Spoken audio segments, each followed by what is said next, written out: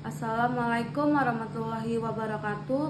Nama saya Nazwa Disa Fitri, NIM 23030404, kelas 4 Reka MJT 5. Di sini saya akan menjelaskan materi bisnis internasional dengan dosen pengampu Bapak Yuslim SEMM.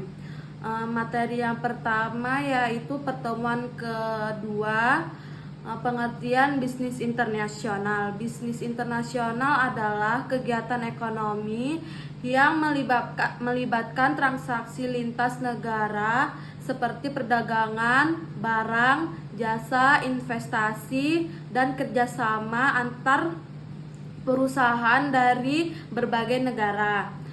Kedua yaitu bentuk-bentuk bisnis internasional meliputi ekspor impor, lisensi,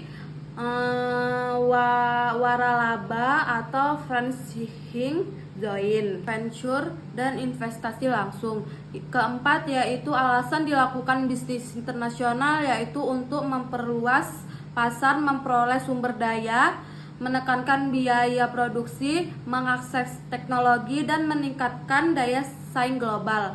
Keempat yaitu perusahaan multifungsional, perusahaan besar yang beroperasi di banyak negara dengan kantor pusat di satu negara seperti Coca-Cola, Samsung, dan Nestle.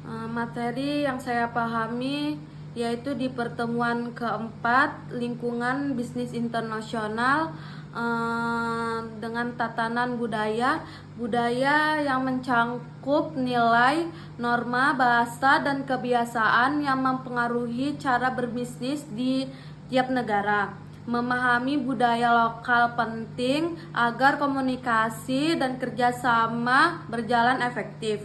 Yang kedua yaitu etika bisnis internasional. Etika bisnis internasional mengatur perilaku perusahaan secara moral dan profesional.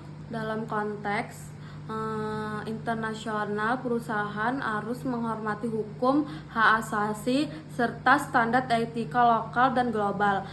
Selanjutnya yaitu yang ketiga, tanggung jawab bisnis internasional. Perusahaan internasional harus bertanggung jawab secara sosial dan lingkungan, termasuk memperhatikan kesejahteraan karyawan, komunitas lokal, dan menjaga kelestarian lingkungan di negara tempat mereka beroperasi. Selanjutnya materi yang saya pahami yaitu di pertemuan kelima tentang nilai tukar dan pasar keuangan internasional, yaitu faktor ekonomi dan valuta asing, yaitu nilai tukar mata uang dipengaruhi oleh inflasi, suku bunga, neraca perdagangan, pertumbuhan ekonomi, dan stabilitas politik suatu negara. Yang kedua, struktur pasar valuta asing atau forex market. Pasar valuta asing adalah jaringan global terdesentralisasi untuk jual beli mata uang.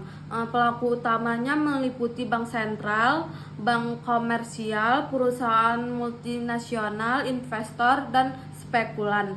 Yang ketiga yaitu pasar modal internasional. Pasar ini menyediakan akses pendanaan lintas negara seperti saham dan obligasi internasional. Tujuannya untuk mengalirkan modal dari negara. Materi yang saya pahami selanjutnya yaitu di pertemuan ke-10 tentang rancangan dan pengendalian organisasi internasional. Yang pertama yaitu ada di desain organisasi internasional yang merupakan struktur atau susunan kerja yang disesuaikan untuk mengelola operasi di berbagai negara. Seperti struktur global area, produk, atau matriks. Yang kedua yaitu isu dalam desain organisasi. Tantangan yang dihadapi mencakup perbedaan budaya, hukum teknologi, bahasa, dan kebutuhan koordinasi antar cabang internasional. Ketiga yaitu fungsi pengawasan dalam sistem bisnis internasional. Pengawasannya bertujuan memastikan aktivitas perusahaan sesuai standar target dan strategi global melalui evaluasi kinerja audit, dan pelaporan. Mengelola fungsi pengawasan dilakukan dengan menetapkan indikator kinerja yang jelas, sistem pelaporan terpadu, sudut berkala, serta koordinasi yang efektif antara kantor pusat dan cabang internasional. Segitu saja materi yang saya pahami. Sekian, terima kasih. Wassalamualaikum warahmatullahi wabarakatuh.